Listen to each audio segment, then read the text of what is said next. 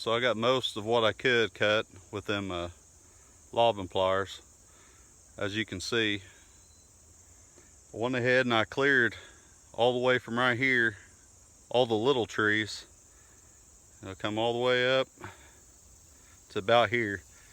Now up here, this is the corner property line. So I'm gonna be leaving most of those trees, the bigger ones anyway, because I mean, this here is gonna be an orchard.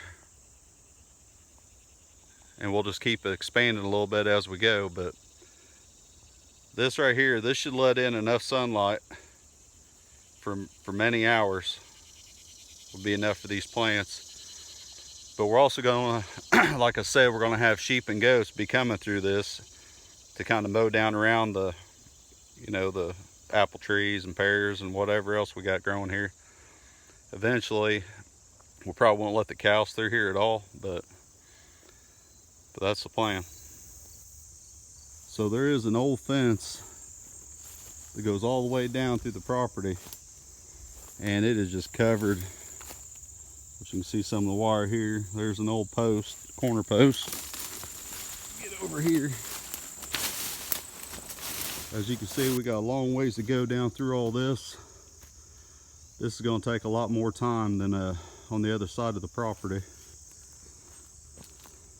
So Phil Jr. is highly allergic to poison ivy, and there's poison ivy all through down along the fence line, so I've had to go through and pull all the poison ivy off before he's even able to work. And Kim, she sprays it, but it just doesn't kill it all, so I still have to go back through and pull it off. So that's what I'm going to work on, pulling some of this off today. So I'll get a little ways so that he can do a section, and then we'll just keep going like that.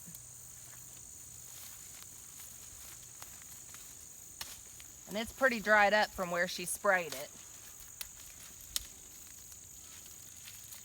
For some reason, I'm just not allergic to poison ivy. I get right in it and I just don't break out from it. And I mean, that's a great thing, but he is very allergic.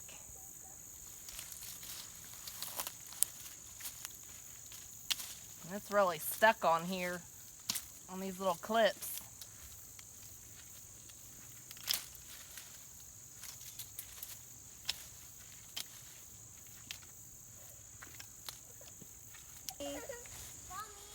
What do you think, buddy? So while I'm doing this, I'm going to go ahead and use my handy dandy lobbers and start trimming some of these little trees and things and twigs that are around, and even like the branches that are coming off that are blocking a good working area to put this fence up on this side. So might as well go ahead and do that while we're at it.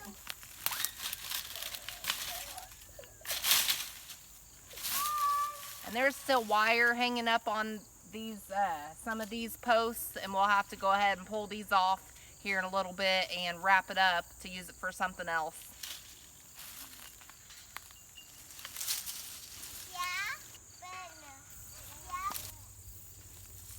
So when I was using the tractor, I actually broke some of these off. They had the wire on it and everything, and ended up pulling it out. So you can see we got wire all through here.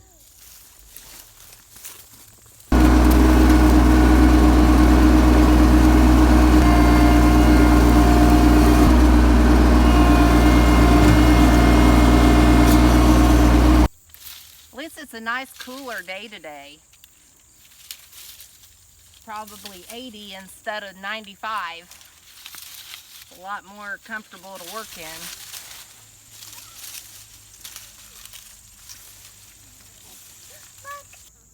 So this spot right here, it was holding water so bad. So what we did is I took the little tractor, and I scooped a trench over that way. We pushed a lot of these old logs and stuff that was just down right here blocking it all that dirt, and we got some pipe running through, perforated pipe, filled it up with dirt. Didn't we, buddy?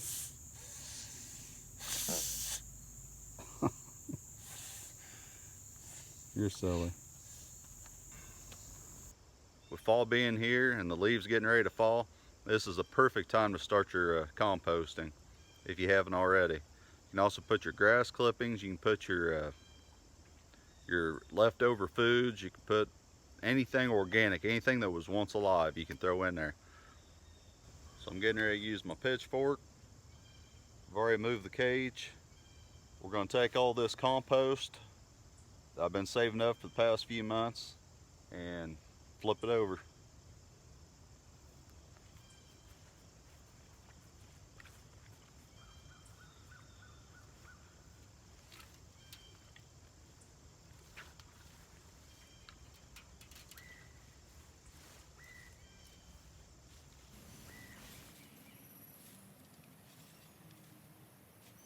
What I'm doing is I'm mixing the new in with the old and doing it kind of layers. And if you guys don't have much time, you don't have to flip this. The more you flip it, like if you flip it once or twice a week, it's going to break down a lot quicker.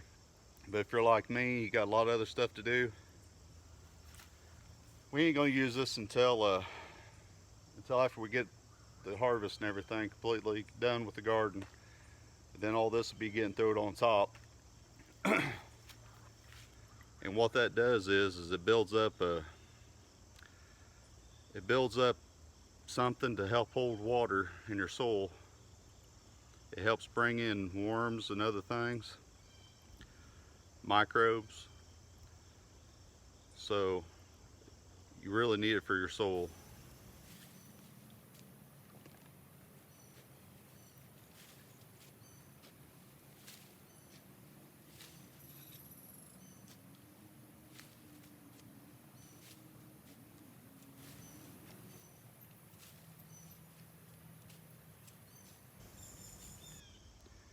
Alright guys, I got it all flipped. Now we have actually we filled this up in great big mounds several times these past probably half a year with leaves and grass and manure and all kinds of stuff. And every time it just keeps breaking down and breaking down. And I know what you're saying, there's still quite a bit down there on the ground around it. Well, that don't really bother me too much because next year we're extending the garden, so this is right where the extension is going to be going, and it is really rich, guys. Look at that black soil. That's going to be some good plant next year.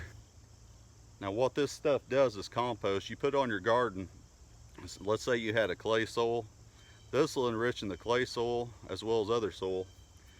But because it's got organic matter like leaves and sticks and twigs and mulch and stuff like that, manure in it, whenever it rains, the rain actually has something to soak into, where if you don't, it just runs off and dries up.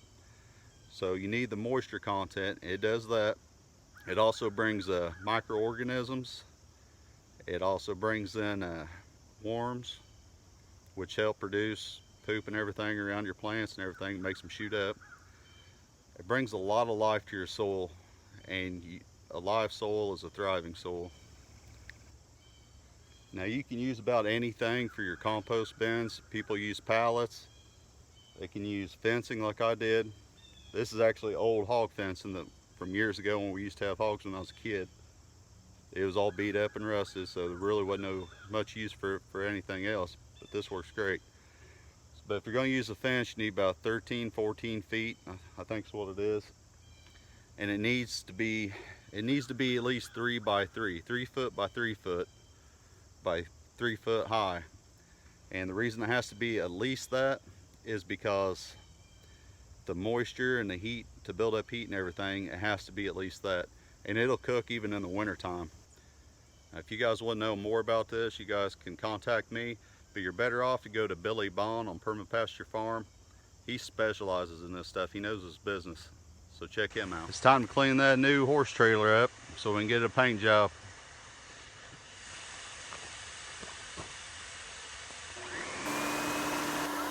This is why I can't get nothing done. Everybody wants to borrow my stuff or have me do something else.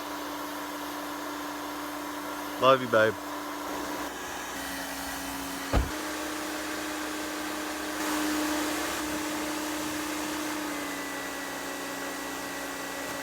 Yay.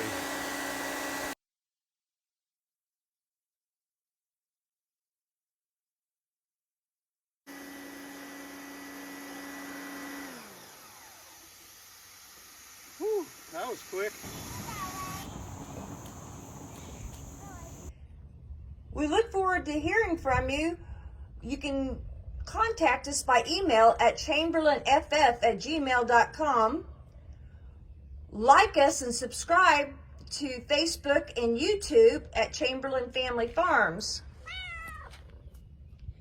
We're also available on Rumble at Chamberlain FF. We really look forward to hearing from you. Give us some ideas.